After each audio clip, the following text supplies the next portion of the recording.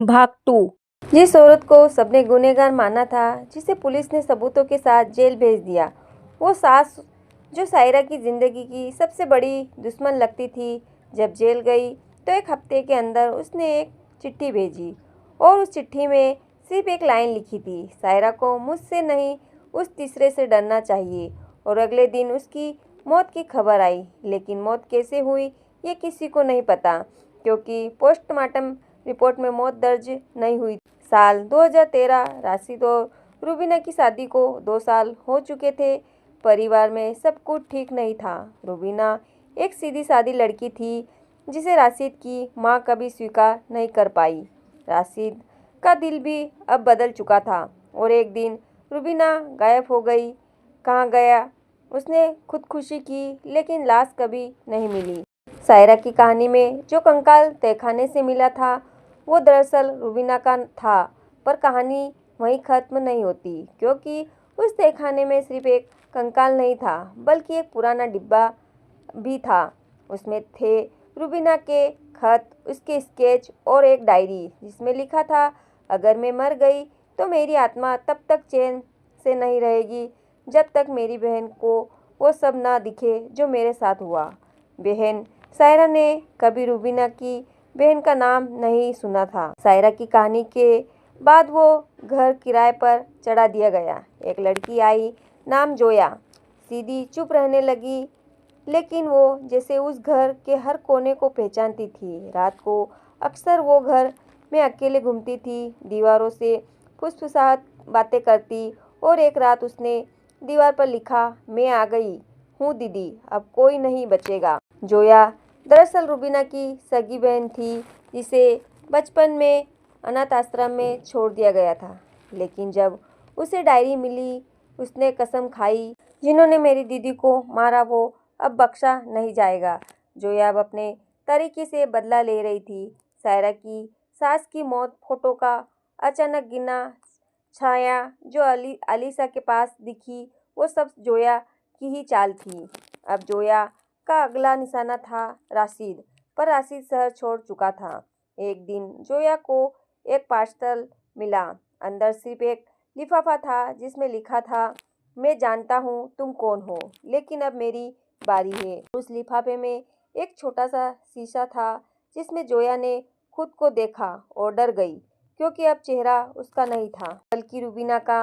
कभी कभी बदला इतना गहरा होता है कि आत्मा भी किसी और के जिस्म में उतर जाती है, और तब फर्क करना मुश्किल हो जाता है, कौन जिंदा है और कौन बस इंतजार में है।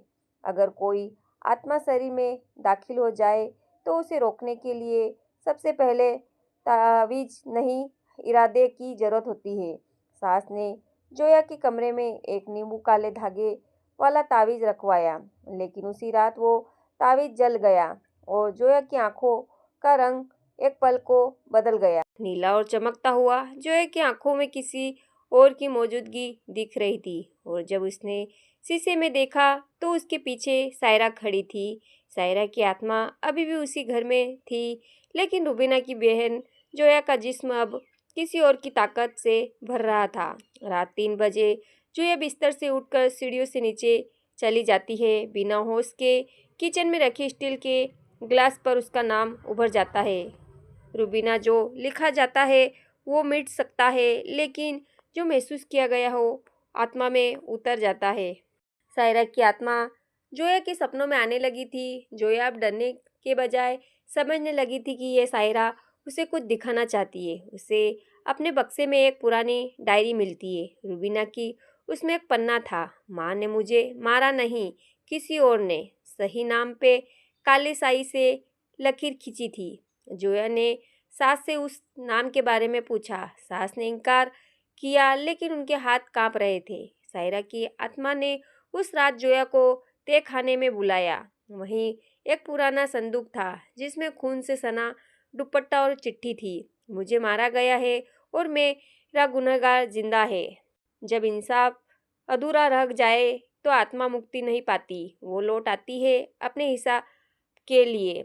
जोया अब सायरा और रूबीना को दोनों की सच्चाई जान चुकी थी। उस रात पूरी कहानी रिकॉर्ड की और पुलिस स्टेशन में दे दी। लेकिन अगले दिन रिकॉर्डिंग गायब थी। सायरा और रुबीना की आत्मा एक दूसरे से अलग नहीं थी। दोनों एक ही आत्मा बन चुकी थी, एक ही मकसद के लिए, जो अब उनके जरिए खुद बोलने लगी थी। रात में उसने सपने में जो नाम देखा, वो नाम कोई और नहीं, उसका पति अनीस था। अनीस सायरा का देवर, जो अब कुछ जानता था पर चुप रहा।